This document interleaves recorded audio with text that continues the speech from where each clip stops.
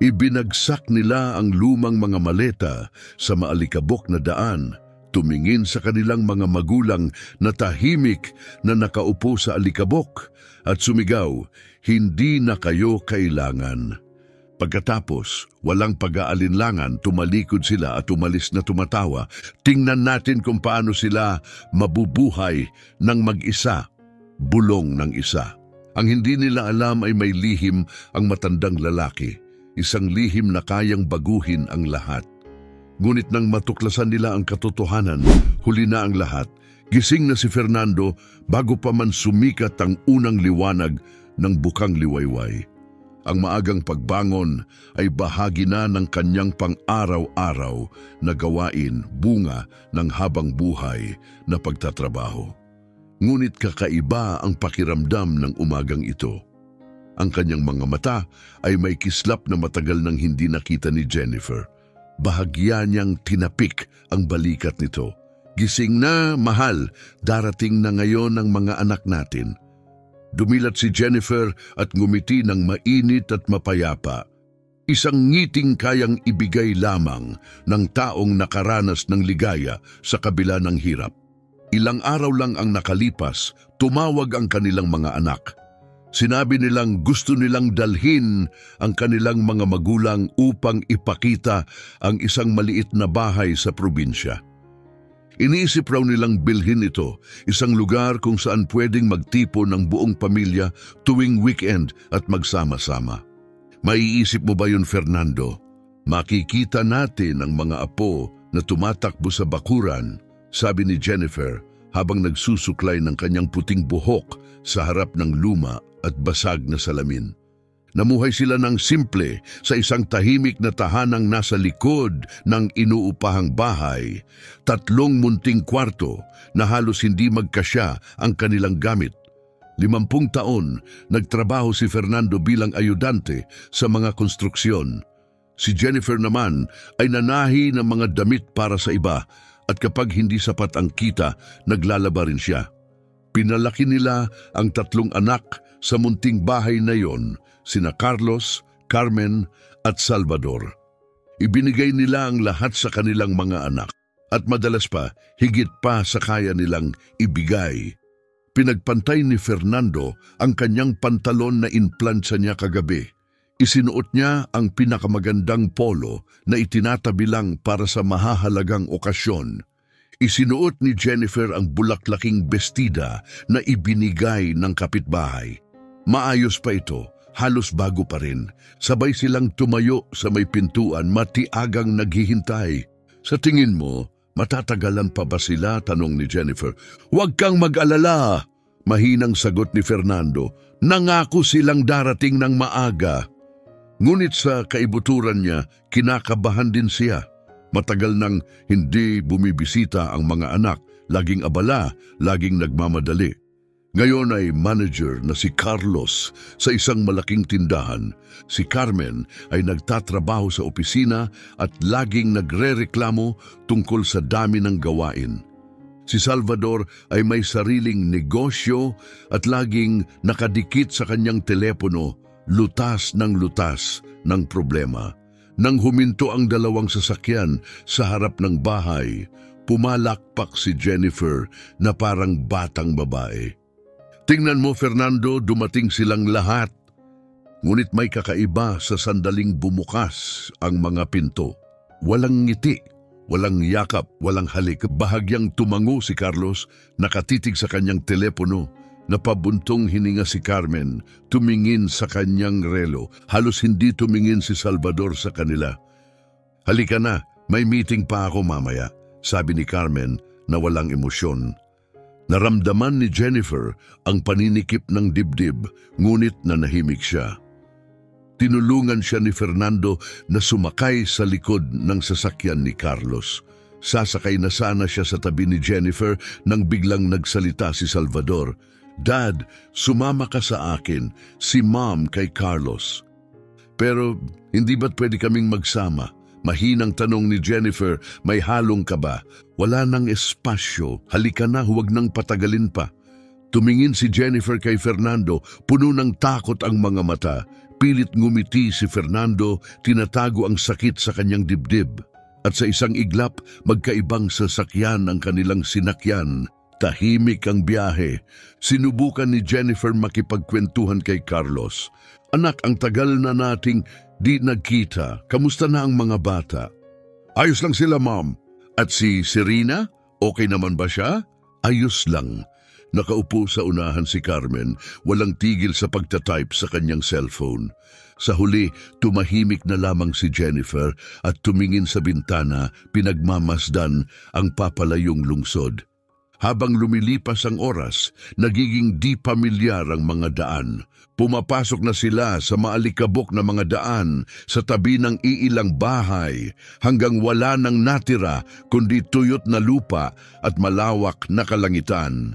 Samantala sa kabilang sasakyan, sinubukan ding magkwento si Fernando, ngunit puro maiikling sagot lang ang ibinibigay ni Salvador. Walang tigil ang kanyang telepono, puro tungkol sa negosyo, mga transaksyon at pera. Nakatanaw sa bintana si Fernando, iniisip ang mga panahong bata pa si Salvador at takot matulog mag-isa. Kung ilang gabi niya itong binuhat sa kanyang mga bisig. Pagkalipas ng halos 2 oras ng biyahe, tumigil ang parehong sasakyan sa isang liblib na kalsada na papalibutan ng basag at tuyong lupa. Walang bahay, walang linya ng kuryente, ni isang punong kahoy ay wala man lang anino, tanging init, matinding init. Baba, Ma'am, sabi ni Carlos habang binubuksan ang pintuan. Pero hindi ba ito ang farm? Tanong ni Jennifer, litong-lito. Basta bumaba ka na lang. Lumabas si Jennifer, di alam ang gagawin. Nakita niyang bumaba rin si Fernando sa kabilang sasakyan, kita sa mukha ang pagkabigla. Binuksan ni Salvador ang trunk, kinuha ang 2 lumang maleta, yung gamit nila tuwing bumibisita sa may sakit, at inihagis sa lupa, lumikha ng ulap ng alikabok. Anong nangyayari? Tanong ni Fernando, nanginginig ang tinig.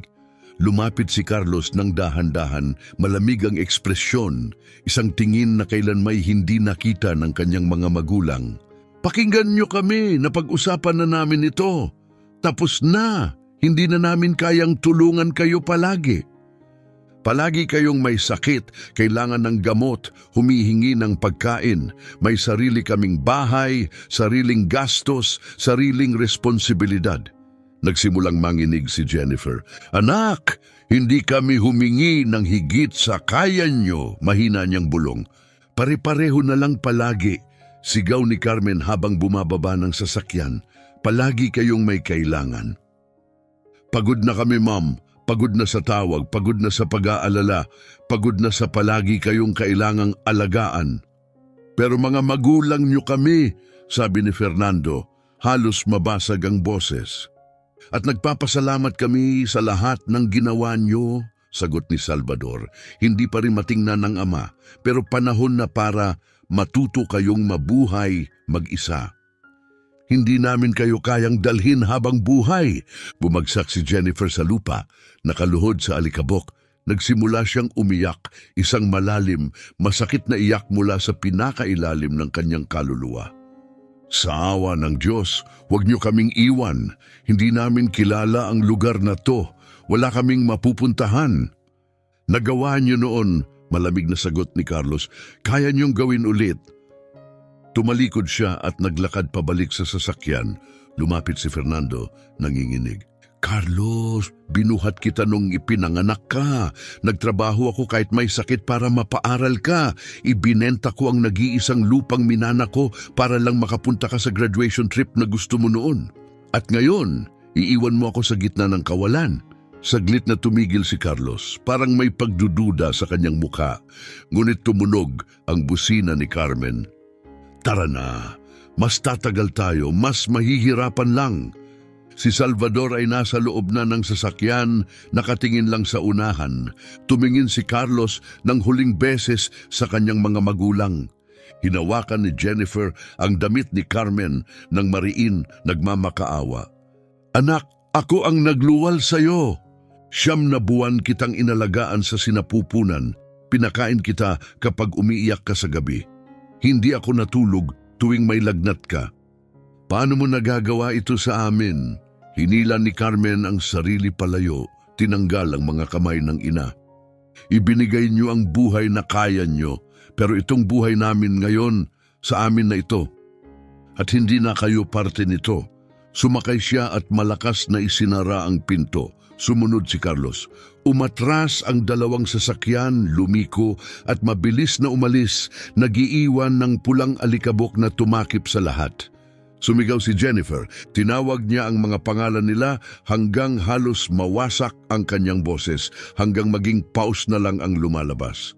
Nakatayo ng walang galaw si Fernando. Nakatitig sa papalayong mga sasakyan habang naglalaho ang mga ito sa liko ng daan. Nang tuluyang mawala ang tunog ng mga makina, naging nakakabinging tahimik ang paligid, mas mabigat pa kaysa anumang ingay. Natuyo ang luha ni Jennifer na natili siyang nakaluhod sa alikabok, nanginginig ang mga kamay, nakatitig sa kawalan. Umupo si Fernando sa tabi niya at dahan-dahang hinawakan ang kanyang kamay. Nanatili silang magkasama roon sa gilid ng isang liblib na kalsada, kasama ang kanilang lumang maleta sa ilalim ng malupit na araw na walang awa. 2 taong ibinigay ang lahat sa pamilya at itinapon na parang basura. Tumingin si Jennifer sa asawa. Ano na ang gagawin natin? Hinawakan ni Fernando ng mahigpit ang kanyang kamay. Hindi niya alam. Sa unang pagkakataon, sa buong buhay niya, wala siyang sagot. Ang unang oras ay hindi matiis. Nakatingin lang si Jennifer sa kalsada, umaasang babalik ang mga sasakyan, umaasang kahit isa sa mga anak ay makakaramdam ng pagsisisi, pagka-guilty, kahit ano. Ngunit nanatiling walang laman, ang kalsada, mainit, tuyo at tahimik.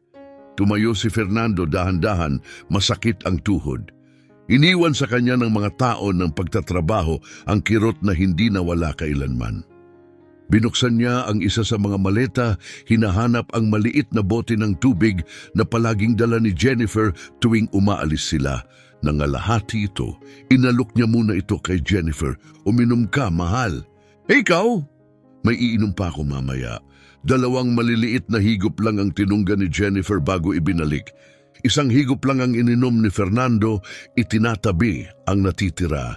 Hindi nila alam kung gaano sila katagal doon, kumakapit na ang uhaw at lalong umiinit ang araw. Fernando, wala man lang dumarang sasakyan, sabi ni Jennifer habang pinupunasan ang tuyong asin sa kanyang pisngi. Meron din darating, dapat meron, pero sa loob niya natatakot din siya, mukhang nakalimutan na ang kalsadang iyon. Basag ang aspalto, may mga damong tumutubo sa mga bitak. Walang karatula, walang bakod, walang kahit anong palatandaan na ginagamit pa ang daanang iyon. Umupo si Jennifer sa malaking maleta, hindi na kaya ng kanyang mga binti. Tiningnan niya ang kanyang asawa at nakita ang malayong tingin sa mukha nito. Ang tinging nakikita niya tuwing nalulunod ito sa mga alaala. Ano ang iniisip mo? Mahinang tanong ni Jennifer. Hindi agad sumagot si Fernando. Pinunasan niya muna ang pawis sa noo bago sa wakas ay nagsabi, iniisip ko lahat ng ginawa natin para sa kanila, Jennifer. Bawat isa. At biglang bumalik ang mga alaala, parang agos ng tubig. Naalala niya ang araw na natanggap si Carlos sa kolehiyo. Pumasok si Carlos sa bahay na tumatakbo, sumisigaw sa tuwa, proud na magkakaroon siya ng magandang kinabukasan. Pero mahal ang kolehiyo, sobrang mahal. May isa lang na mahalaga si Fernando, isang maliit na lupa na minana niya sa ama. Yun lang ang tunay na pag-aari nila, pero naglakad siya papunta sa notaryo, pumirma sa mga papeles at ipinagbili ang lupa ng mas mababa pa sa totoong halaga nito. Gamit ang perang iyon, binayaran niya ang unang taon ni Carlos sa universidad. Naaalala mo ba nung ibinenta ko ang lupa ng tatay ko? Tanong ni Fernando. Dahan-dahang tumango si Jennifer. Naaalala ko, ayaw mo talagang gawin yon. Sabi mo, iyon sana ang magiging seguridad natin pagtanda. Pero kinumbinsi kita. Sabi ko, mas mahalaga ang kinabukasan ni Carlos. At naniwala tayo, Fernando. Naniwala tayong kung ibibigay natin ang lahat sa mga anak natin, aalagaan nila tayo kapag hindi na natin kaya. Umupo si Fernando sa tabi niya, ginamit ang maleta bilang upuan. Hinawakan niya muli ang kamay ni Jennifer, ang kamay na inilaan ng buong buhay sa trabaho.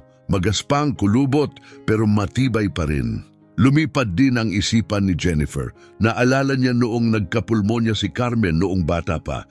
Sabi ng doktor kailangan niya ng imported na gamot. Napakamahal. Hindi natulog si Jennifer sa loob ng mga buwan. Naglaba siya gabi-gabi, walang tigil.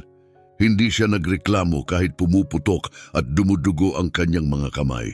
Pero nakuha niya ang pera, binili niya ang gamot at gumaling si Carmen.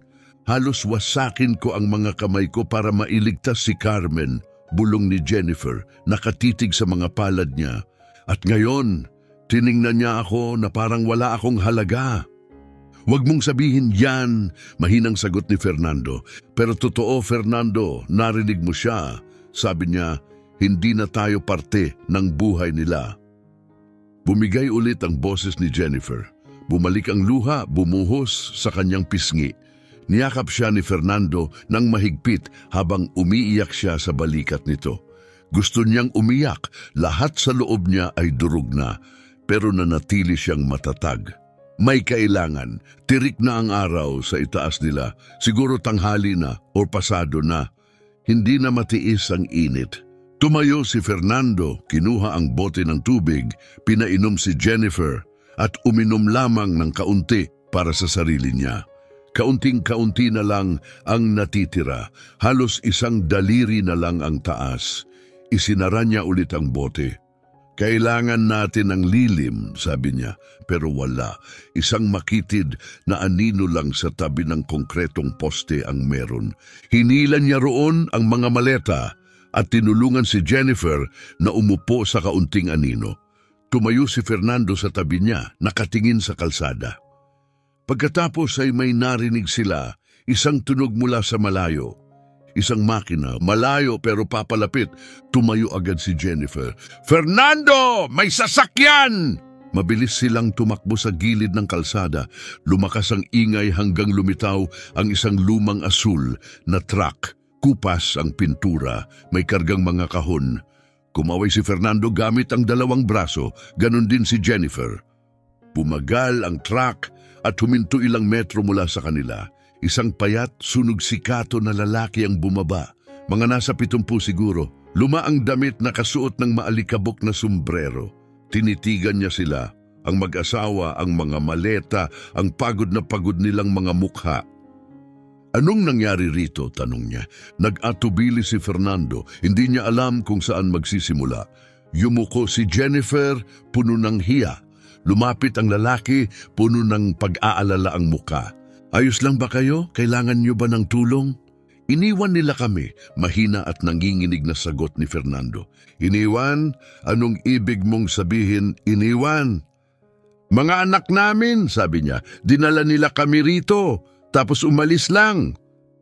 Napatigil ang lalaki, parang hindi makapaniwala. Umiling siya, puno ng pagkasuklam. Mga anak niyo ang gumawa niyan sa inyo? Tumingala si Jennifer, namamaga ang mga mata sa pag-iyak. Sabi nila pabigat na kami, pagod na raw sila sa amin. Inalis ng lalaki ang kanyang sombrero, hinagod ang puting buhok at napabuntong hininga ng malalim. Ako si Roberto, malapit lang ang tinitirhan ko, sa bayan doon. Araw-araw akong dumadaan dito, nagde-deliver. Ayaw ka naming abalahin, sabi ni Fernando. Pero kung madala mo kami sa kahit saan na may tao. Itinaas ni Roberto ang kamay. Wala nang paliwanag. Sasama kayo sa akin. Kunin niyo ang mga gamit. Tinulungan niya si Jennifer sumakay sa unahan at maingat na inihanay ang mga maleta sa likod ng truck. Sumakay din si Fernando. Umandar ang makina at nagpatuloy sila. Habang bumibiyahe, umiiling si Roberto. May 4 siyang anak at hindi niya ma-imagine na gagawin nila ito sa kanya. Kayo ang nagpalaki sa kanila? Tanong niya. Oo, sagot ni Fernando. Ibinigay namin ang lahat, pati yung wala na kami. Pinag-aral niyo, dagdag ni Roberto. Kolehiyo, klase, biyahe, lahat. Napailing si Roberto ng madiin. At ito ang igaganti nila. Anong klasing mundo ang ginagalawan natin, kaibigan, kung saan itinatapon ng mga anak ang kanilang magulang sa gilid ng kalsada? Tahimik lang si Jennifer. Naupo siyang gitna, nakatingin sa bintana, pero parang wala siyang nakikita. Naisip niya ang mga kaarawan na hindi na niya maaabutan, mga apo na hindi niya makikitang lumalaki, mga hapunan ng pamilya na hindi na mangyayari. Simple lang ang buhay namin, bigla niyang sabi. Konti lang ang meron kami, pero meron kaming pamilya. At ngayon, pati iyon wala na rin. Tumingin si Roberto sa kanya sa rearview mirror. May isa pa kayong meron, ma'am, swerte. Maswerte kayong nakita nyo ang tunay na kulay nila ngayon. Isipin nyo kung nagkasakit kayo ng malala, ano kayang ginawa nila? Hinawakan ni Fernando ang kamay ni Jennifer. Tama si Roberto. Gaano man kasakit, ngayon alam na nila. Ang mga anak na pinalaki nila ng buong puso, ang pinag-alayan nila ng lahat, hindi sila ang mga taong inaasahan nila. Naging malamig sila, makasarili, walang puso. Kayang iwan ang sariling magulang na parang basura. Patuloy na umandar ang truck sa maalikabok na kalsada, iniiwan ang katahimikan, ang init at ang pagtataksil. Sinabi ni Roberto na dadalhin niya sila sa bayan kung saan siya nakatira. Sinabi ni Roberto na mababait ang mga tao sa bayan, mga taong tiyak na tutulong. Hindi nagsalita sina Fernando at Jennifer sa natitirang biyahe. Tahimik lang silang magkahawak kamay, pilit inuunawa ang lahat. Paano nauwi sa ganito? Paano naging pagtanggi ang pag-ibig na ibinigay nila? Paano naging mga estranghero, malamig at walang puso ang sarili nilang mga anak? Paano naging ganito kasama at kasakit ang buhay? Habang lumulubog ang araw, pumasok ang truck sa isang tahimik na maliit na bayan. Huminto si Roberto sa harap ng isang simpleng bahay na may karatulang kahoy. Ana's Boarding House. Ito ang lugar ni Doña Ana, sabi niya. Mabait siya, kakausapin ko muna. Pumasok siya at makalipas ang ilang minuto, lumabas kasama ang isang babaeng mga nasa 60. Mabilog ang mukha niya, naka-apron na may bulaklaking disenyo, at may ngiting parang kayang buhatin ang bigat ng mundo. Magandang araw sa inyo, bati niya ng banayad. Sinabi na sa akin ni Roberto ang nangyari. Dito muna kayo, huwag kayong mag-alala. Hindi na siya nagtanong pa ng gabing iyon. Dinala lang niya sila sa isang maliit at malinis na kwarto sa likod ng bahay. Mayroon itong simpleng kama na may malinis na sapin, isang lumang aparador at isang maliit na bintana na tanaw ang bakuran kung saan may ilang manok na kumukutkot sa lupa. Magpahinga muna kayo, bukas na tayo mag-usap, sabi niya habang maingat na isinara ang pinto. Umupo si Jennifer sa kama at muling umiyak. Ngunit sa pagkakataong ito, hindi lang ito lungkot, kundi paghinga rin. Paghinga na ligtas sila, may bubong, may kama, may 4 na dingding. Buhay pa tayo, Jennifer, sabi ni Fernando habang umuupo sa tabi niya. Maaaring mas masama pa ang nangyari. Mas masama pa, Fernando, tiningnan mo ba? Itinapon tayo ng sarili nating mga anak na parang basura. Alam ko, pero nakaligtas tayo ngayon at makakaligtas tayo bukas. Gabing yon, nakatulog silang magkayakap, isang mahimbing at ubos lakas na tulog. Yung klase ng tulog na dumarating lang pagkatapos ng araw na winasak ang puso mo. Kinabukasan, paggising nila, mataas na ang araw at amoy ng bagong lutong kape ang bumalot sa bahay. Nagluluto ng tinapay si Ana at ang mesa sa kusina ay nakahanda na. May mantikilya, gatas, isang simpleng cake at mga ngiting bukas palad. 3 iba pang tao ang nandoon na isang lalaking mga nasa 50, isang dalagang babae at isang batang lalaking inaantok pa at gusot ang buhok. Magandang umaga, halina't kumain, masiglang paanyaya ni Ana. Tahimik na umupo sina Fernando at Jennifer, ipinakilala sila ni Ana sa lahat. Ang lalaki ay si Ernesto, nagtatrabaho sa lokal na talyer. Ang babae ay si Manuela, isang estudyanteng nurse na nagtatrabaho rin sa supermarket. At ang bata ay si Diego, katulong ng isang truck driver, nagsisimula pa lang sa buhay. Sinabi sa amin ni Roberto ang nangyari, sabi ni Ernesto, umiling. Hindi ka panipaniwala. Hindi talaga namin gustong maging pabigat, mahinang sabi ni Jennifer. Pabigat? Sabi ni Ana habang naglalagay pa ng tinapay sa mesa. Wala ang salitang yan sa bahay na ito. Dito kabutihan ang pinapatakbo ng lahat. Tinutulungan ng isa't isa, manatili kayo hanggat kailangan. Pero wala kaming maibabayad, sabi ni Fernando, nahihiya. Sino bang nagsabi ng tungkol sa pera? Sagot ni Ana, may ngiting puno ng kabaitan. Kung makakatulong kayo, ayos. Kung hindi, ayos pa rin. Walang natutulog sa labas habang may espasyo pa sa bubong na to. Napaluha si Fernando.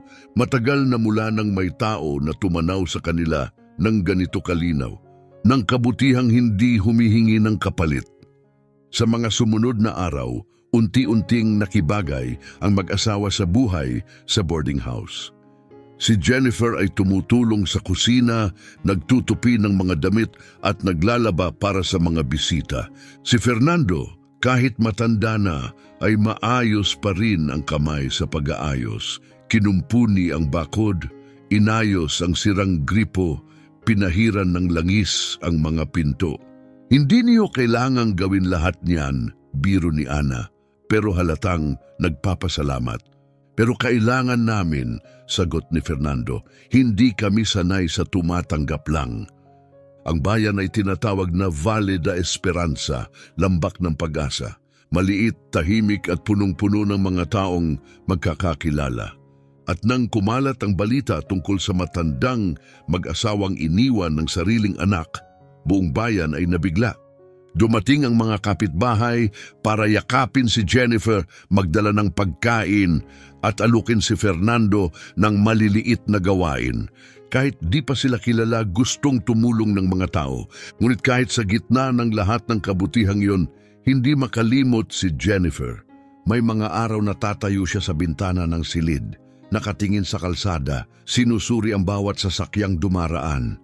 Naghihintay ng paghingi ng tawad. Naghihintay na dumating ang mga anak niya at sabihing isa lang itong malaking pagkakamali, pero nanatiling walang laman ang kalsada. Isang hapon, habang nagsasampay ng mga labada sa likod, nakita niya ang isang ina na naglalakad kasama ang dalawang maliliit na bata. Tumatawa ang mga bata, palundag-lundag, hawak ng ina ang kanilang mga kamay na may lambing at pag-aalaga. Napahinto si Jennifer. Bumaba ang kanyang mga kamay, nalaglag ang basang damit. Nagsimula siyang umiyak, mga hikbing dumurog sa buong katawan. Nataranta si Ana at tumakbo mula sa kusina. Jennifer, anong nangyari? Mga apo ko, Ana, iyak ni Jennifer. Hindi ko na makikita ang mga apo ko. Hindi ko na sila mabibigyan ng cake sa kaarawan nila. Hindi ko na sila mababasahan ng kwento bago matulog. Hindi ko na sila mapapanood lumaki. Niyakap siya ni Ana sa gitna ng bakuran, mahigpit. Hinayaan siyang umiyak hanggang wala ng luhang lumabas, hanggang sa maubos ang lungkot. Pagkatapos, dahan-dahang dinala siya pabalik sa loob ng bahay. Nagpakulo ng tsaa si Ana at umupo sa tabi ni Jennifer sa mesa ng kusina. Maamo ang kanyang tinig, ngunit may diin. Jennifer, may sasabihin ako sa iyo, panimula niya. Ang pamilya ay hindi lang tungkol sa dugo. Ang tunay na pamilya ay ang mga taong nananatili sa tabi mo kapag wala ka ng ibang kasama. Ang mga anak mo, ipinakita na nila kung sino talaga sila. Pero dito sa bahay na to, sa lugar na to, minamahal ka na. Naiintindihan mo ba? Tiningnan ni Jennifer si Ana sa mata. at nakita ang isang bagay na matagal na niyang hindi naramdaman. Init, tunay, walang kondisyong pag-ibig, at nagmula ito hindi sa mga anak niya kundi sa isang babaeng kakakilala pa lang niya ng ilang araw. "Bakit mo ito ginagawa para sa amin?" tanong ni Jennifer, puno ng pagtataka ang boses. "Dahil may gumawa niyan para sa akin," mahinang sagot ni Ana. "Namatay ang asawa ko, wala akong natira. Nakatira ako sa kalye kasama ang 3 maliliit kong anak, isang babae, isang di ko kakilala ang tumulong sa akin. Binigyan niya ako ng pagkain, trabaho at pag-asa. At nangako ako sa sarili ko na balang araw, kapag kaya ko na, ipapasa ko ang kabutihang iyon sa iba. Ito ang pagtupad ko sa pangakong iyon." Kinagabihan, habang tinutupi ni Fernando ang kakaunti nilang gamit para ilagay sa lumang aparador, may kumatok sa pinto. Si Ana yon. "Ginoong Fernando, pwede ba kitang makausap sandali?" "Siyempre, Doña Ana. Tuloy ka." Pumasok siya, isinara ang pinto at tumingin kay Fernando na may tanong sa mga mata. "Napansin kong palagi mong dala yung lumang folder na balat. Kahit sa bakuran, bit-bit mo pa rin. Ano ang laman niyan?" Tumingin si Fernando sa lumang folder na nakapatong sa kama. Ang lock nito'y kalawangin na. "May mga importanteng papeles dyan," maingat niyang sagot. "Importanteng papeles? Anong klaseng mga dokumento?" Tumingin siya sa pinto. Sinigurong wala si Jennifer malapit, saka huminga ng malalim. "Hindi ko pa ito naikwento kahit kanino," panimula niya. "Kahit sa mga anak ko hindi ko ito sinabi. Pero sa tingin ko, baka panahon na." Dahan-dahan niyang binuksan ang folder. Sa loob ay may isang lumang sobre na may mga papel na dilaw na sa tagal, may ilan na sulat kamay at iba na nakatype. "Nang mamatay ang ama ko, may iniwan siyang maliit na lupa. Yun ang ibinenta ko para mapag-aral si Carlos sa kolehiyo. Pero ang hindi alam ng iba, may isa pa siyang pag-aari. Bahagi ito ng kabayaran sa isang kasong pagtratrabaho noon, pero hindi niya ito formal na pinarehistro. Takot siyang bawiin ng korte, kaya tinago niya lahat sa labas ng sistema. Mga dokumentong ito lang ang ebidensya." Maingat na kinuha ni Ana ang mga papel at tiningnan. May lumang titulo, resibo, pati mga ginuhit na mapa. "Ang lupang ito, umiiral pa ba ngayon?" tanong niya. Tila nagugulat. "Oo," tango ni Fernando. "Noon ay sakahan sa labas ng syudad, pero lumaki ang syudad. Ngayon bahagi na ito ng commercial na zone. Na-check mo na ba ang halaga nito?" Hindi, mahinang sagot ni Fernando. "Tinago ko ito ng ilang dekada sa pag-asang maipamana sa mga anak ko balang araw.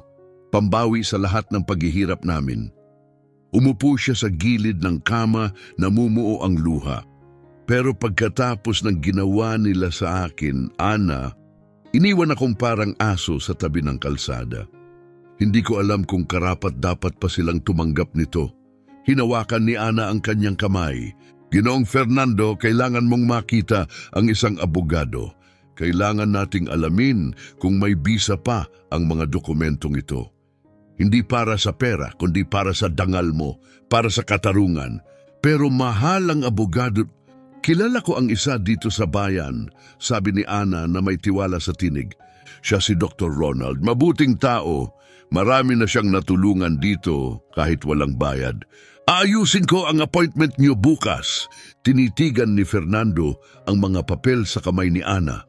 Mga dokumentong itinatago niya na parang sagrado. "Sa tingin mo, may halaga pa talaga ito?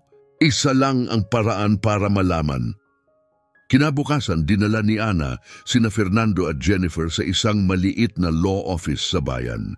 Si Dr. Ronald ay nasa mga 40, seryoso ang mukha pero mabait ang mga mata. Maingat siyang nakinig habang ikinwento ni Fernando ang lahat.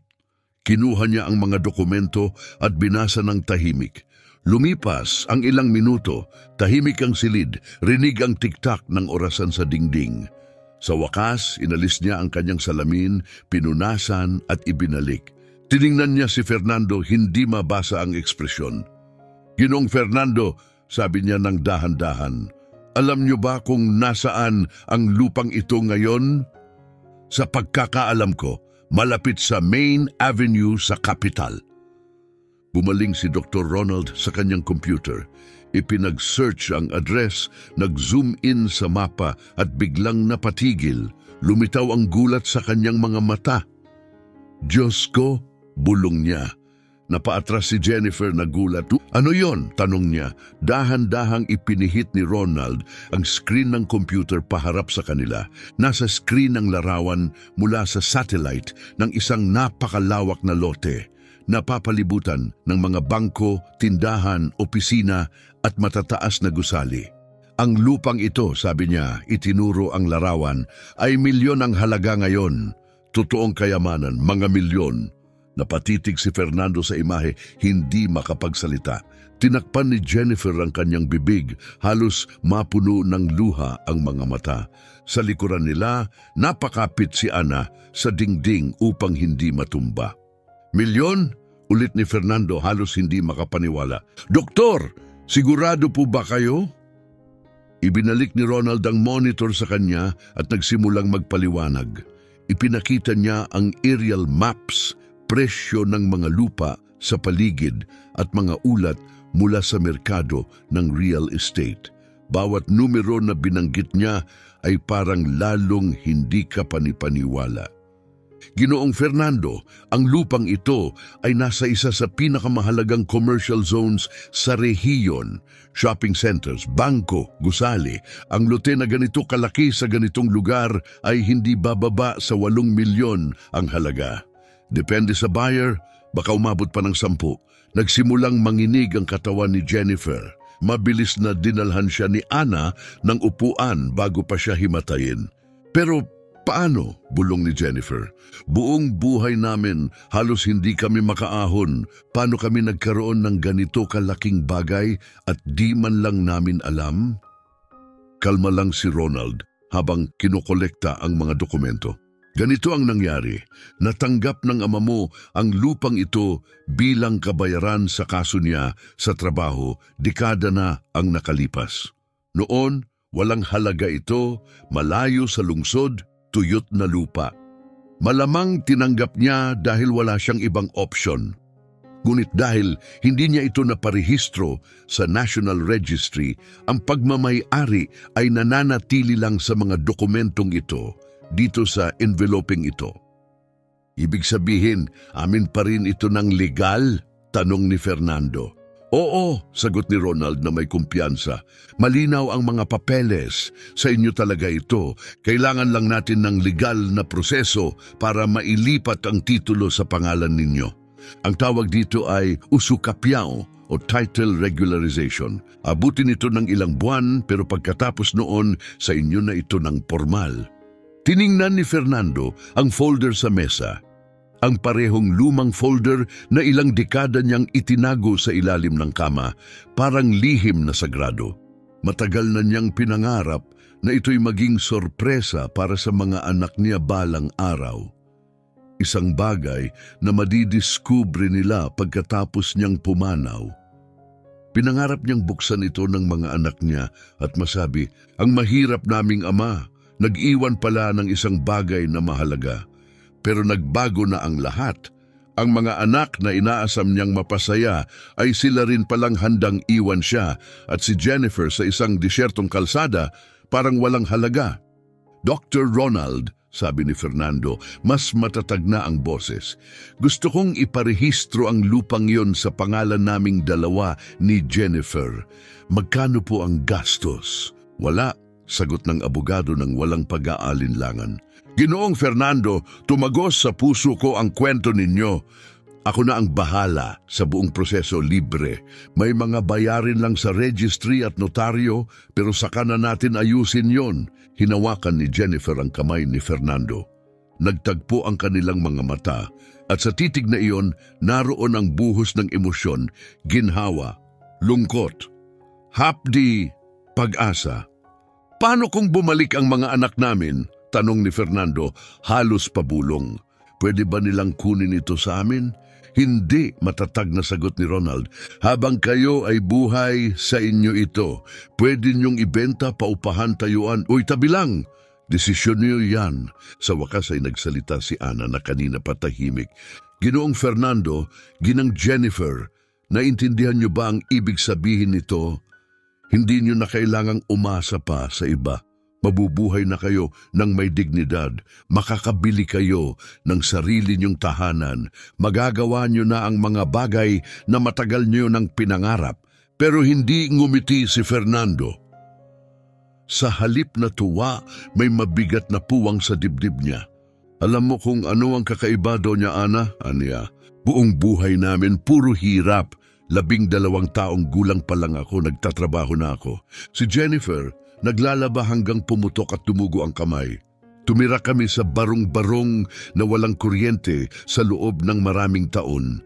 At sa lahat ng panahong iyon, nakatago lang pala ito sa folder na ito. Maring itinapik niya ang mga dokumento sa mesa. Kung alam ko lang noon, kung sinubukan ko lang hanapin ito, hindi sana sila naghirap. Hindi sana sila nagsuot ng sapatos na butas. Hindi sana kami nagsaing ng kanin at munggo lang ng paulit-ulit. Fernando, huwag mong sisisihin ang sarili mo, mahinang sabi ni Jennifer. Paano ko hindi magagawa? Bulong niya. Ibinenta ko ang tanging lupa na iniwan ng ama ko para mapag-aral si Carlos. Nagpakapagod ako para sa kanila. At sa buong panahong yon, nasa drawer lang pala ang kayamanang to. Kung alam ko lang, lumapit si Ronald at marahang nagsalita. Ginoong Fernando, hindi mo kasalanan. Noon wala pang internet, mahirap ang access sa records. At kung ibinenta nyo man ito 30 taon na ang nakaraan, halos wala rin itong halaga. Ang totoo, naging mahalaga lang ito ngayon dahil sa paglaki ng lungsod. Ang timing, isang uri ng milagro. Huminga ng malalim si Fernando, pilit iniintindi ang lahat. Tama si Ronald. Walang saysay ang malunod sa pagsisisi o sa pag-iisip ng sana at kung sakali. Ang mahalaga ngayon ay ang kasalukuyan at ang hinaharap na unti-unting bumubukas sa harap nila. So, ano na ngayon ang gagawin natin? Mahina ang tanong ni Fernando. Bumalik kayo sa boarding house at ipagpatuloy ang normal na araw niyo, sagot ni Ronald. Sisismulan ko na agad ang mga papeles ngayon. Sa ilang linggo, kailangan ko kayong papirmahin at sa loob ng ilang buwan, magiging legal na kayong may-ari ng isang ari-ariang milyon-milyon ang halaga. Umalis sila ng opisina nang walang gaanong salita. Nauna si Ana na tahimik ang lakad habang sina Fernando at Jennifer ay dahan-dahang naglalakad sa likuran, magkatabi. Ang Valle de Esperanza ay buhay na buhay sa oras na iyon. Mga taong pauwi galing trabaho, mga batang galing sa paaralan, mga kapitbahay na nagkukwentuhan sa harapan ng mga bahay. Tuloy-tuloy ang takbo ng buhay, simple ang ritmo. Tila hindi apektado ng bigat ng damdamin ni na Fernando at Jennifer. Biglang huminto si Jennifer sa gitna ng sidewalk. Fernando, dapat ba nating sabihin sa mga anak natin? Tanong niya. Sabihin ano? Tungkol sa lupa, sa pera, ano man ang nangyari, anak pa rin natin sila. Tinitigan siya ni Fernando. Sa kabila ng lahat, ng sakit, ng pagtataksil, ng pag-iwan, anak pa rin ang tingin ni Jennifer sa kanila. Jennifer, iniwan nila tayo sa gitna ng kawalan. Tinawag tayong pabigat, sabi nila, pagod na sila sa atin. Huminga siya ng malalim. Naniniwala ka bang may utang pa tayo sa kanila? Hindi ito tungkol sa utang, bulong niya. Katawan pa rin natin sila, Fernando. Bunga ng laman natin. Lamang na nabulok, sagot ni Fernando. Mapait, bago pa man niya mapigilan ang sarili. Yumuko si Jennifer na saktan na pagtanto ni Fernando na sumobra siya, niyakap niya agad ang asawa sa gitna ng daan. Patawad, nasasaktan din ako. Huwag muna natin sabihin. Hintayin muna natin, tingnan natin kung paano hahantong ang lahat. Lumipas ang mga araw at pagkatapos mga linggo. Si Ronald ay walang tigil sa pag-asikaso, Pumupunta sa registry office, kumukuha ng certificates, nagpapasa ng forms, iniaayos ang bawat hakbang ng proseso. Samantala, si Fernando at Jennifer ay patuloy na tumutulong sa boarding house, nag-aayos, nagluluto, naglilinis at namumuhay lang ng tahimik. Ang kanilang araw-araw ay simple ngunit payapa. Hanggang isang hapon, habang inaayos ni Fernando ang isang lumang estante, biglang pumasok si Ana sa pantry, balisa. "Ginong Fernando, may taong naghahanap sa inyo sa labas." Biglang kumabog ang puso niya. Isa ba sa mga anak niya? Bumalik na ba sila? Nagsisisi na ba? Dali-dali siyang pumunta sa harap. May isang lalaking naka-Amerikana, may dalang briefcase. Hindi si Carlos, hindi si Carmen, hindi si Salvador. "Kayo po ba si Ginoong Fernando?" tanong ng estranghero. "Ako nga." "Ako po si Eduardo. Kinakatawan ko ang Konstruktora Imperial. Interesado po kami sa isang lupa na nakarehistro, impormal, sa pangalan ng inyong pamilya." Napalunok si Fernando. "Paano nyo nalaman ang tungkol sa lupang yon?" "Parte ng trabaho naming suriin ang kasaysayan ng mga lote sa mga lugar na nais naming paunlarin. Lumabas sa records ang labor agreement ng inyong ama. Gusto naming magbigay ng alok." "Hindi ako interesado magbenta," sagot ni Fernando agad. Ngumiti si Eduardo, ang uri ng ngiting sanay na sa pakikipag-usap sa pera. "Hindi nyo pa naririnig ang alok. Handa kaming magbayad ng 7 milyon. Cash, 7 milyon. Umiikot sa isip ni Fernando ang numero, parang alingaw-ngaw na hindi niya masapo.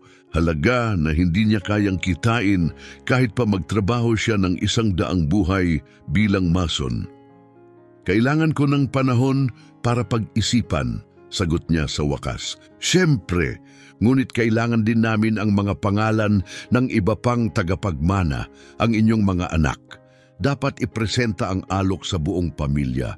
Sa sandaling iyon, naunawaan ni Fernando ang panganib.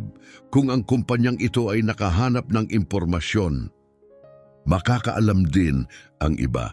At kapag nalaman ng iba, tiyak na malalaman din ng kanyang mga anak. "Malalayo ang mga anak ko, wala kaming ugnayan," sabi ni Fernando. "Walang problema, may mga investigator kami. Normal lang sa amin ang maghanap ng mga tagapagmana." Iniabot ni Eduardo ang business card at umalis. Nanatili si Fernando sa may pintuan, hawak ang card, ramdam ang paparating na bagyo na hindi na niya kayang pigilan. At tama siya, 2 linggo lang ang lumipas, natuntun ng team ni Eduardo sina Carlos, Carmen at Salvador. Ipinakita sa kanila ang mga dokumento, mapa, market estimates, at ang napakalaking halagang maaaring makuha, milyon. Mga deal, mga oportunidad na imposibleng baliwalain. Agad ang naging reaksyon. Umalis si Carlos sa trabaho sa gitna ng shift at nagpakawala ng sunod-sunod na tawag. Desperadong malaman kung nasaan ang kanyang mga magulang. Nagpanik si Carmen, umiyak, sumigaw sa asawa, sinabing pinakamalaking pagkakamali ng buhay nila ang ginawa nila. Nag-hire si Salvador ng private investigator sa mismong araw ding iyon. 3 araw lang ang lumipas. Natuntun ng investigator kung saan nakatira sina Fernando at Jennifer. Valle de Esperanza, lambak ng pag-asa. Sa ika-4 na araw, tumigil ang 3 sasakyan sa tapat ng boarding house ni Ana. Bumaba sina Carlos, Carmen at Salvador. May daladalang kung ano-anong bagay sa kanilang mga kamay, mga gift bag mula sa mamahaling tindahan, mga kahon ng tsokolate, mga palumpon ng bulaklak. Mahigpit ang kanilang mga mukha, puno ng pilit na emosyon, mga matang kumikislap sa pagsubok na magmukhang nagsisisi. Binuksan ni Ana ang pinto at tumingin sa kanila ng isang iglap lamang. Hindi na siya kailangang magtanong, alam niya agad kung sino sila. "Mga anak niyo kayo, di ba?" malamig niyang sabi. "Opo," sagot ni Carlos. "Dumating kami para kunin ang aming mga magulang. Nagkamali kami, patawad po." Ngumiti si Ana, mapait. Nakakatawa, no? Ang bilis ng pagsisisi kapag milyon na ang pinag-uusapan. Yumuko si Carlos, sinusubukang itago ang katotohanang tumama sa kanya. Pakiusapan niya, gusto lang naming makausap sila. Hindi na nakipagtalo si Ana. Tumalikod lang siya at naglakad papunta sa likod bahay kung saan si Fernando ay nagdidilig ng halaman at si Jennifer ay nagsasampay ng labada. Narito na sila, mahinang sabi ni Ana. Nagkatinginan sina Fernando at Jennifer. Alam nilang darating ang araw na ito, tanong lang kung kailan. Pumasok sila sa sala at nakita ang tatlong anak nila. May dalang mamahaling regalo at mukha ng pagsisisi o ng pag-arte ng pagsisisi. At sa sandaling iyon, naunawaan ni Fernando ang isang malalim na katotohanan. Wala siyang galit, wala rin siyang pagmamahal, wala siyang lungkot. Ang nararamdaman niya ay wala. Isang tahimik, hungkag na kawalan. Lumapit si Carlos, bitbit ang mga shopping bag. May mga luhang tumutulo sa pisngi niya, mga dramatikong luha ng taong masyadong pinipilit. Dad, hinanap ka namin. Nag-alala kami, desperado na kami. Umatras si Fernando ng isang hakbang. Hindi niya pinahawak si Carlos. Hindi niya ito pinalapit. Ang isang hakbang na iyon ay sapat na para mapatigil si Carlos. Tumigil siya, tuluyang nabigla at dahan-dahang ibinaba ang mga kamay. Umupo kayo, malamig na sabi ni Fernando. Pero wag masyadong malapit. Mas malakas na ang pag-iyak ni Carmen. Tumakbo siya kay Jennifer. Bukas ang mga bisig, handang yumakap. Ma'am, please, patawarin mo kami. Hindi namin alam ang ginagawa namin. Nasa pressure kami. Ang bilis ng mga pangyayari. Umatras din si Jennifer, malamig tulad ni Fernando. Sa isang sulok, nanonood lang si Ana, tahimik, nakatawid ang mga braso, tila nanonood ng dula na matagal na niyang napanood dati. Pressure, ulit ni Jennifer, matalim ang boses. Pressure saan, Carmen? Sa pagkakaroon ng mga magulang na buhay pa? Hindi yon, ma'am, nauutal si Carmen. Ang dami lang naming responsibilidad, ang dami naming bayarin, na-overwhelm kami. At ang solusyon, putol ni Jennifer, ay iwanan ang mga magulang niyo sa gitna ng disyerto na parang basura. Sumingit ang boses ni Fernando, matalim parang talim. Iniwan niyo kami para mamatay sa init, wala kaming kahit ano. Ngayon lang nagsalita si Salvador na kanina patahimik. Dad, nagkamali kami, malaking pagkakamali. Pero nandito kami ngayon. Gusto naming itama at dumating kami para isama kayo pa uwi. Napatawa si Fernando, malamig, tuyo, walang saya. Itama? Akala niyo ba pwedeng itama ang ginawa niyo? Akala niyo ba pwedeng balikan ang lahat? Susubukan namin, mabilis na sagot ni Carlos. Pwede kayong tumira ulit sa amin, aalagaan namin kayo, tama na ngayon. Dahan-dahang umupo si Fernando, Cecilia, sumunod si Jennifer. Ang tatlong anak nila, nakatayo na parang mga estranghero, hawak ang mamahaling regalo na tila mga tiket papasok sa kapatawaran. Ilang linggo na mula noong iniwan niyo kami sa kalsadang yon? Tanong ni Fernando. 3 linggo, sagot ni Carlos. 3 linggo, ulit ni Fernando. At sa buong panahong yon, ni isa sa inyo hindi nag-text, hindi tumawag. Wala ni isa sa inyo ang bumalik para tingnan kung buhay pa kami o patay. Wala ni isa ang nagsisi. Nahihiya kami, bulong ni Carmen. Nahihiya? Umangat ang boses ni Jennifer, nanginginig. Alam mo ba kung ano ang tunay na hiya? Ang hiya ay yung nakaluhod ako sa alikabok, umiiyak, habang ang mga anak kong lumalayong tumatawa. Ang hiya ay ang pakiramdam na hindi ako karapat-dapat sa kahit yakap bago umalis. Hindi kami tumawa, ma'am. Tumawa kayo, narinig ko. Tingnan natin kung mabubuhay sila nang wala tayo. Isa sa inyo ang nagsabi nun at nagtawanan kayo. Bumagsak ang katahimikan. Nakatingin sa sahig si Carlos. Pinunasan ni Carmen ang pisngi. Unti-unting nauubos ang pekeng luha. Nagpalipat-lipat ng tingin si Salvador. Kinakalikot ang cellphone. Sabihin niyo sa akin, sabi ni Fernando. Diretso ang tingin. Anong nagbago? Bakit ngayon? Bakit bigla kayong nandito? Patawad kami, mabilis na sagot ni Carlos. Sinungaling. Dad, nangangako akong... Sabi ko, sinungaling ka. Ibinagsak ni Fernando ang kamay sa armrest, kumalabog ang tunog sa buong sala. Dumating kayo dahil sa lupa. Sinabihan kayo ng construction company, hindi ba? Sa isang iglap, nagbago ang mga mukha nila. Nawala ang guilt, pinalitan ng takot, namutla si Carlos. Binuksan niya ang bibig, pero walang lumabas na salita. Lumapit si Salvador, dumidilim ang mukha, matalim ang tinig. Hindi mo pwedeng gawin to. Pwede, sagot ni Fernando kalmado at matatag, at gagawin ko. Lumakad siya papunta sa isang maliit na lamesa sa gilid at kinuha ang 3 sobre. Ipinrepara niya ang mga ito kagabi na parang alam na niyang darating sila, na parang matagal na siyang naghihintay. May isinulat ako para sa bawat isa sa inyo, Ania. Pwede niyong kunin. Iniabot niya ang tig-1 sobre sa bawat anak. Tinanggap nila ito ng may alinlangan, puno ng hinala ang mga mata. Si Carmen ang unang punit ng sobre niya. Binuklat niya ang papel at nagsimulang magbasa. Sa una, halata ang kalituhan. Pero pagkatapos, lumiit ang mga mata niya at ang gulat ay napalitan ng galit. Bumilis ang paghinga. Kalokohan ba ito, singhal niya? Hindi, sagot ni Fernando, yan ang katotohanan. Binuksan din ni Carlos at Salvador ang kanila. Sa loob ng bawat isa ay ang kaparehong liham, isinulat kamay. Anak, buong buhay ko ay sinubukan kong turuan ka ng mga halaga. Sinubukan kong ipakita na mas mahalaga ang pamilya kaysa pera, na ang pag-ibig ay mas mahalaga kaysa ginto. Pero nabigo ako. Nabigo ako dahil lumaki kang taong hindi ko nakilala. Taong kayang iwan ang sariling magulang sa alikabok. Sa panahong pinakakailangan ka namin. Kaya gusto kong maintindihan mo ito. Ang pinakadakilang pamana ng isang ama ay hindi kayamanan, kundi karakter. Halimbawa, dangal at tinanggihan mo ang lahat ng yan nang iniwan mo kami.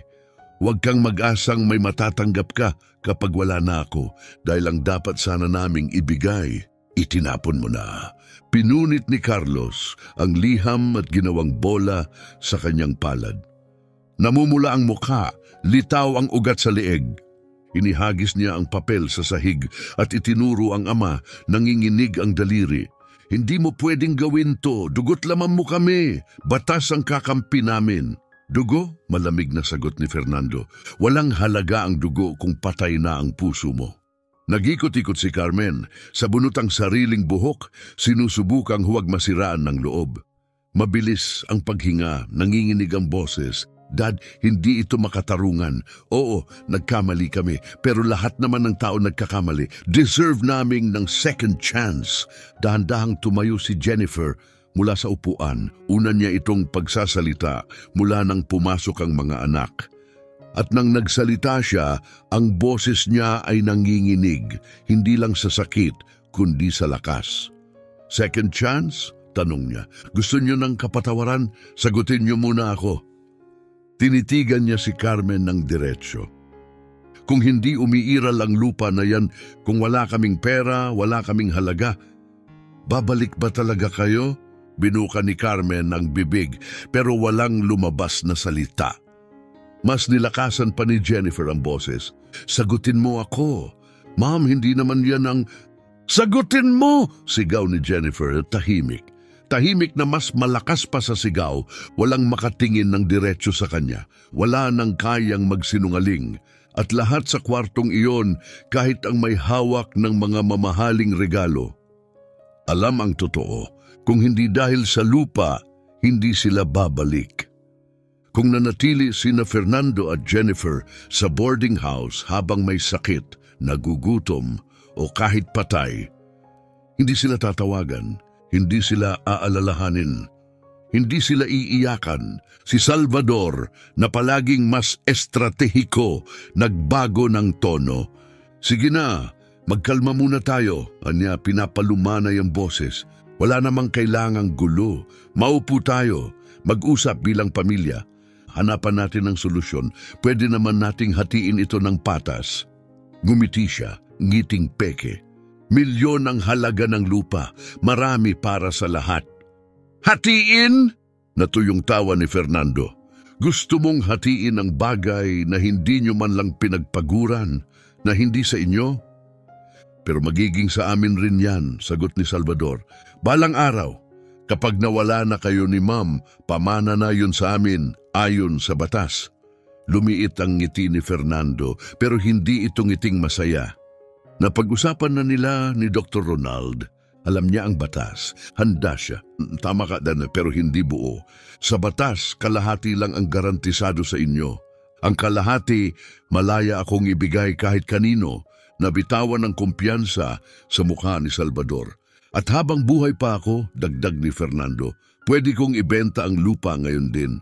Kunin ang pera at gawin ang gusto ko, gastusin, i-donate, o kahit sunugin, bawat sentimo, parang martilyo ang huling linya, tumigil ang lahat. Namutla si Carlos, halos nanginginig.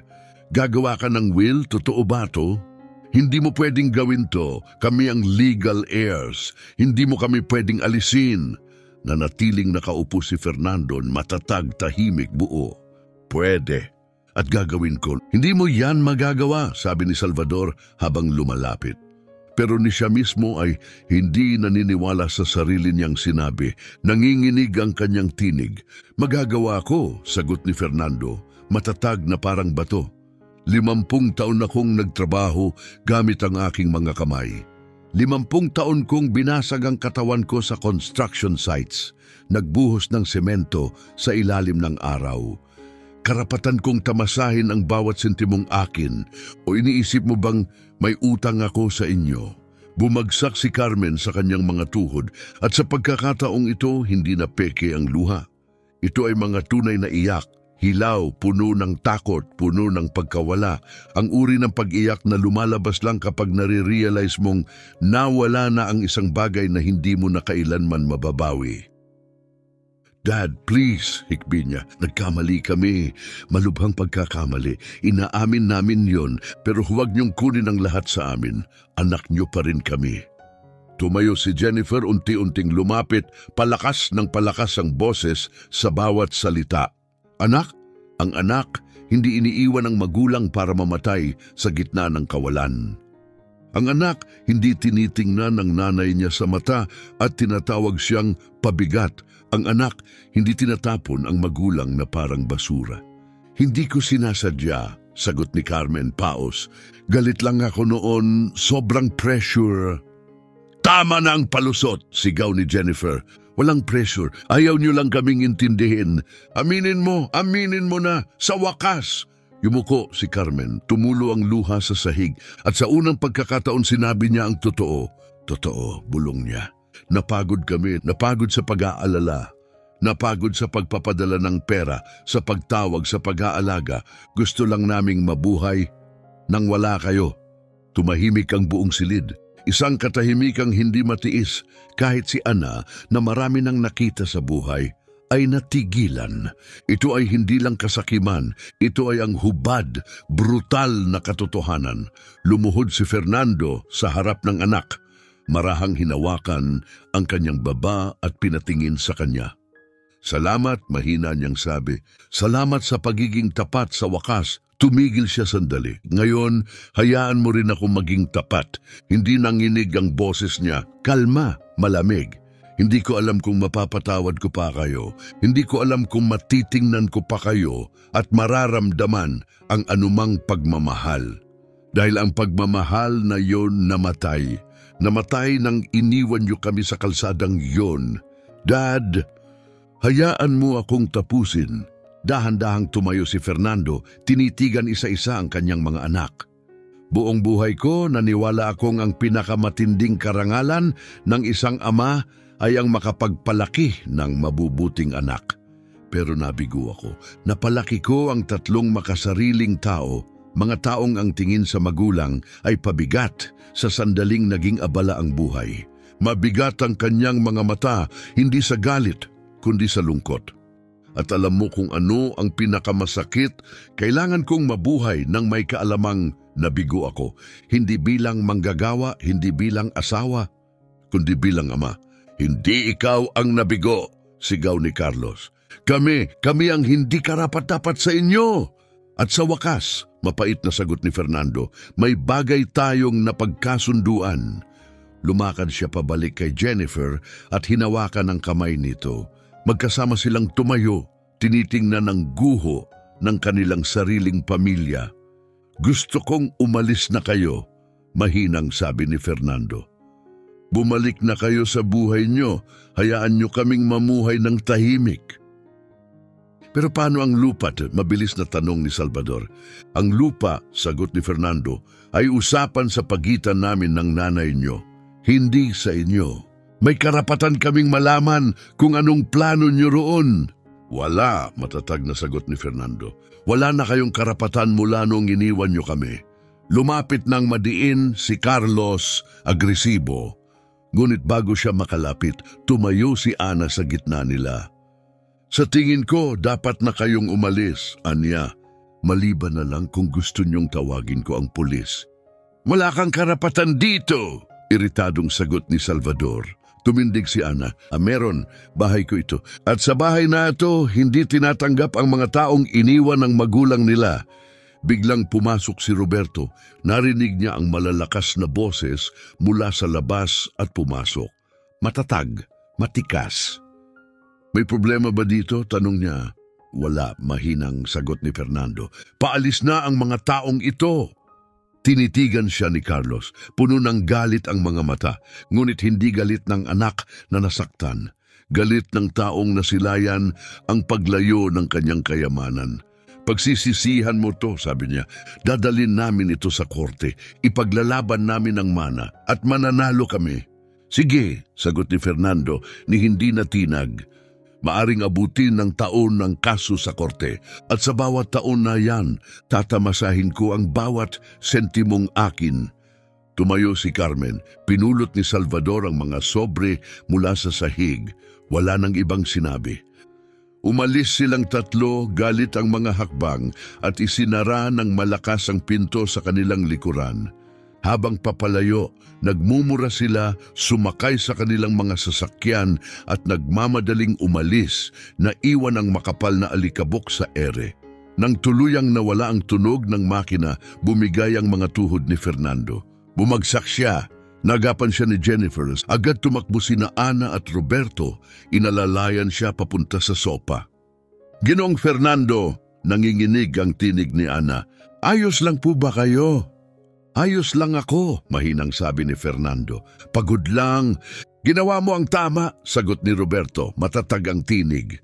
Hindi nila karapat-dapat sa kahit ano. Umupo si Jennifer sa tabi ng kanyang asawa at dahan-dahang hinawakan ang kanyang kamay. May mga luha sa kanyang mga mata. Pero hindi iyon luha ng lungkot.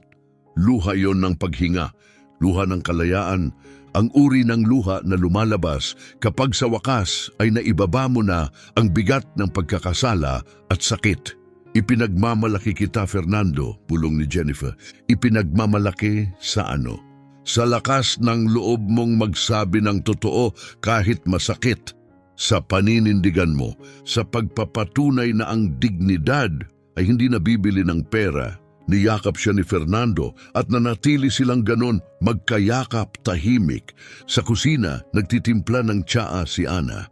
Tahimik namang nakaupo si Roberto, kasamang tahimik, ngunit palaging naroon. At sa kauna-unahang pagkakataon, mula nang magsimula ang lahat, nakaramdam si Fernando ng isang bagay na matagal nang nawala sa kanya, kapayapaan. Hindi ang mainit na kapayapaan ng perpektong buhay, kundi ang tunay na kapayapaan, ang kapayapaan ng pagsasara ng kabanatang matagal ng bukas, kapayapaan ng pagbitaw kahit pa ang binitawan ay ang sarili mong mga anak. Ano na ang gagawin natin? Tahimik na tanong ni Jennifer. Mamumuhay tayo, sagot ni Fernando. Mamumuhay tayo ayon sa gusto natin. May dignidad, may respeto, kasama ang mga taong tunay na nagmamahal sa atin. Tumingin siya sa paligid, kay Ana sa kusina, kay Roberto sa tabi niya, sa mga taong dati estranghero, ngayon ay higit pa sa pamilya. Nahanap na natin ang tunay na pamilya natin, sabi ni Fernando. At narito sila, Lumipas ang mga buwan na tahimik, halos nakakapagtaka sa pagiging simple. Nagpatuloy sina Fernando at Jennifer sa pamumuhay sa boarding house, tumutulong sa gawaing bahay, kumakain kasama ang iba, tumatawa sa piling ng bago nilang pamilya. Ang buhay nila ay nanatiling mapayak, ngunit puno ng kabutihan. At sa buong panahong iyon, ligtas na nakatabi sa isang account na binuksan ni Dr. Ronald ang milyon-milyong reais. Tumagal ng 4 na buwan ang legal na proseso. At nang tuluyan itong matapos, inimbitahan sila ni Ronald sa kanyang opisina. Ipinatong niya sa harap nila ang dokumento ng titulo, opisyal, may selyo, at hindi na matatalikuran. Si Fernando at Jennifer ay formal nang naging may-ari ng lupang nagkakahalaga ng 8 milyon at kalahating reais. Tiningnan ni Jennifer ang dokumento, hindi makapaniwala. Ano ang gagawin natin ngayon? Tanong niya. Gumiti si Ronald. Ngayon, nasa inyo na ang desisyon.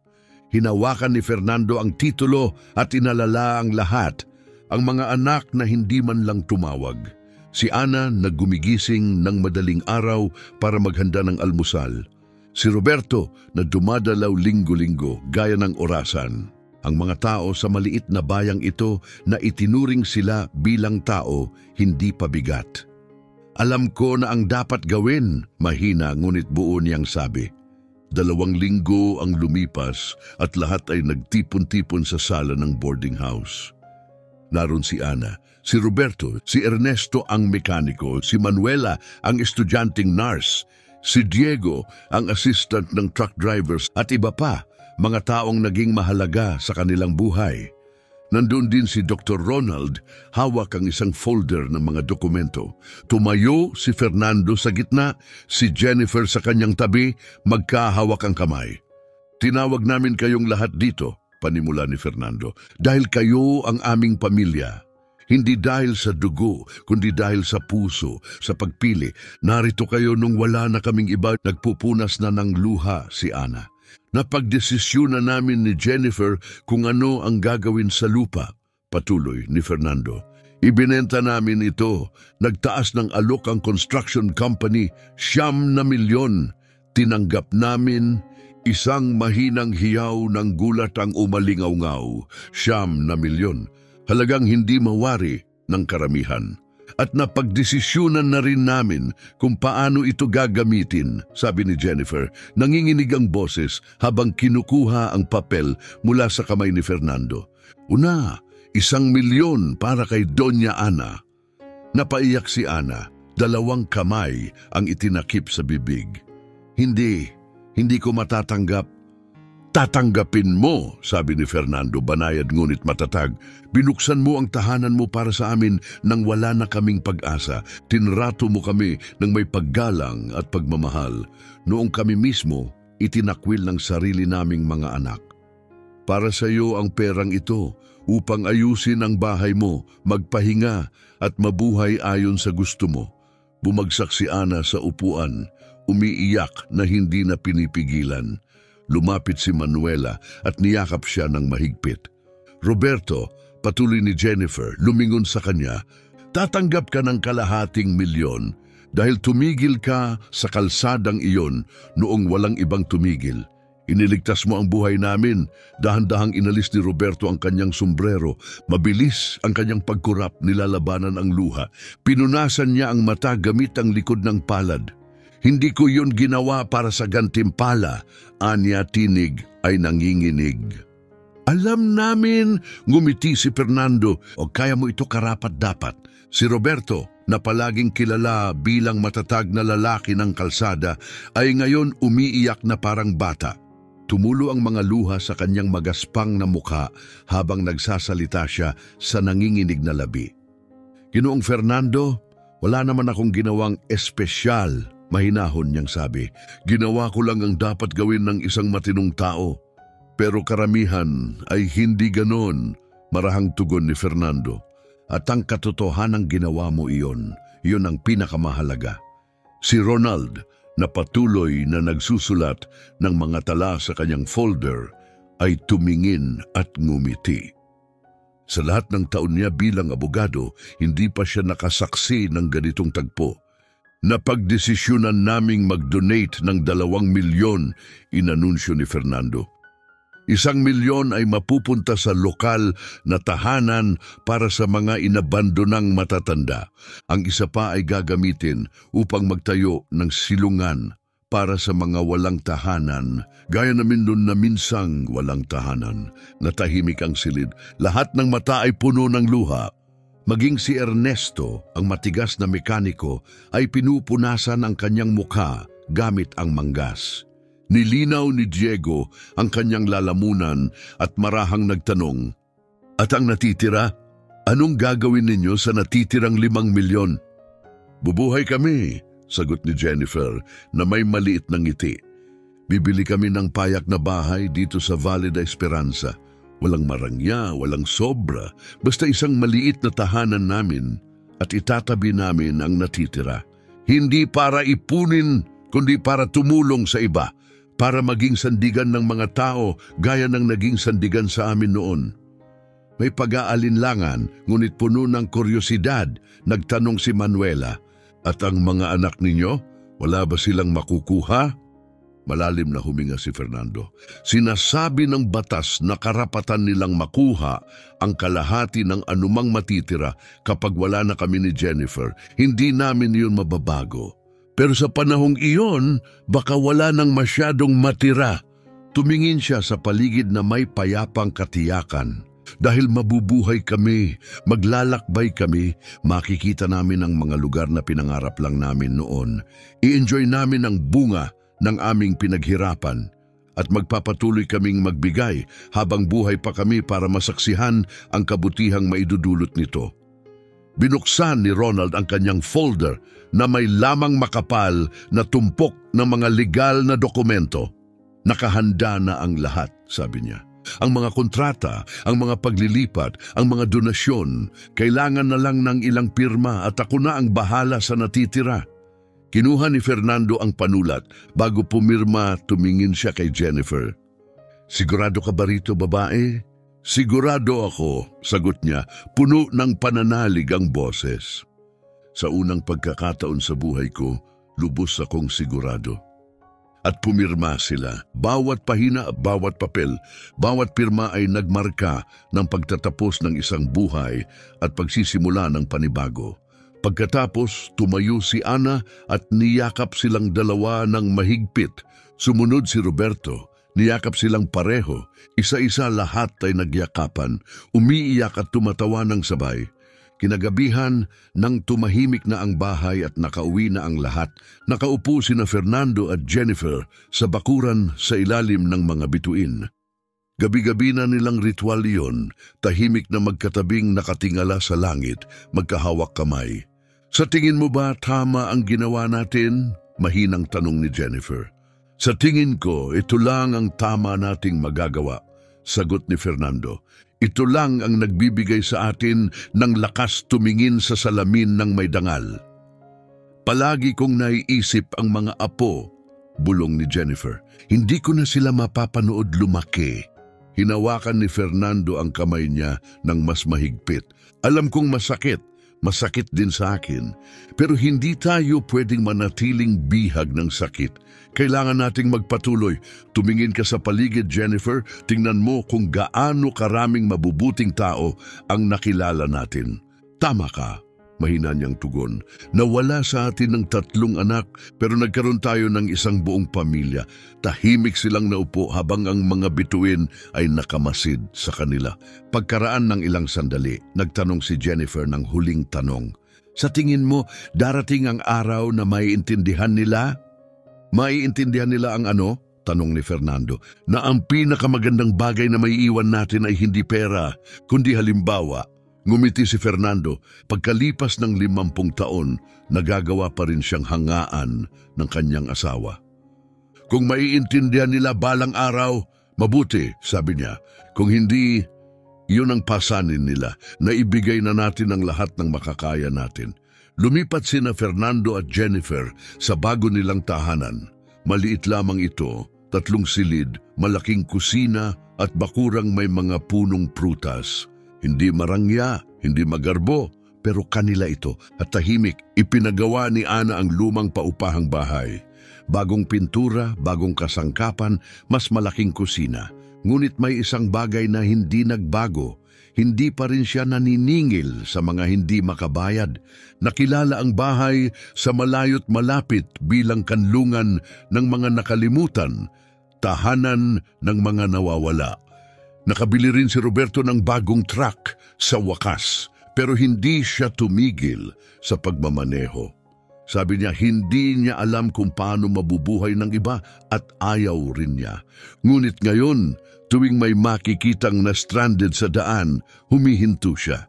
Tinawag siyang Anghel ng Daan. Naipatayo ang silungan sa loob ng 1 taon. May lugar para sa 20 residente, bawat isa may kama, pagkain at init. Lingguhan silang dinadalaw ni Fernando at Jennifer, hindi lang para magbigay ng bagay, kundi para makinig, makisama at mag-alaga. Dahil alam nila kung ano ang pakiramdam ng walang kasama. At ang mga anak nila, hindi na sila muling nakarinig mula sa mga ito. Sinubukan ni Carlos na magsampa ng kaso upang makakuha ng mas malaking bahagi ng mana, ngunit ibinasura ito. Si Carmen ay nagpadala ng sulat, humihingi ng tawad, ngunit sa parehong sobre humihingi rin ng pera. Binasa ni Jennifer ang liham ng 1 beses, pagkatapos ay tahimik niya itong inilagay sa drawer. Hindi na sila sumagot kailanman. Hindi nagsalita si Fernando. Makalipas lamang ang ilang araw, nawala si Salvador. May sabi-sabi na lumipat daw siya sa ibang estado. Hindi na siya muling nagparamdam. Halos 2 taon ang lumipas. Isang tahimik na umaga, dinidiligan ni Jennifer ang mga halaman sa hardin. Nang mapansin niyang may babaeng nakatayo sa harap ng gate, may hawak na sanggol. Kilala niya agad ito, si Serena, asawa ni Carlos. At ang sanggol, ang pinakabatang apo, ang hindi pa niya kailanman nayakap. Ginang Jennifer, nanginginig ang tinig ni Serena. Alam kong wala akong karapatang pumunta rito, pero kailangan kong gawin ito. Kailangan ninyong makilala ang munting batang ito at kailangan kong humingi ng tawad. Napatigil si Jennifer. Hindi niya alam kung ano ang sasabihin. Lumabas si Fernando mula sa pintuan. Sino yan? Tanong niya. Si Serena, asawa ni Carlos, sagot ni Jennifer. Automatikong sinubukan ni Fernando na isara ang pinto, ngunit marahan siyang pinigilan ni Jennifer. Sandali lang, sabi niya. Lumapit siya kay Serena at tumingin sa sanggol. May mga mata itong tulad ni Carlos. Ang parehong mga matang minsan ay nakita niya sa mukha ng sarili niyang anak. Bakit ka narito? Mahinang tanong ni Jennifer. Dahil iniwan ko na siya, tugon ni Serena. Hindi ko kayang manatili sa isang taong kayang gawin ang ginawa niya. At dahil gusto kong makilala ng anak ko kung sino ang tunay niyang mga lolo't lola. Hindi ang taong naging mapait na si Carlos. Alam ba niya na nandito ka? Tanong ni Jennifer. Hindi. Binalaan niya akong huwag kailanman pumunta rito, pero hindi ko na inintindi. Kailangan kong gawin ito. Tumingin si Jennifer kay Fernando. Namumungay ang kanyang mga mata, puno ng luhang matagal ng pinigilan. Ang bata ay inosente, wala siyang kasalanan. Pumasok ka, mahinang sabi ni Jennifer. Maupo ka, uminom tayo ng kape. Pumasok si Serena, karga ang sanggol. Ginugol nila ang buong hapon sa pag-uusap. Ikinuwento ni Serena ang lahat. Kung paano gumuho ang buhay nila matapos hindi makuha ni Carlos ang perang inakala niyang nararapat sa kanya. Kung paano siya naging malamig at abala sa galit. Kung paanong ang kanilang tahanan ay naging pugad ng katahimikan at puot. At kung paanong sa huli, kinailangan niyang umalis. Para sa sariling katinuan at kinabukasan ng anak.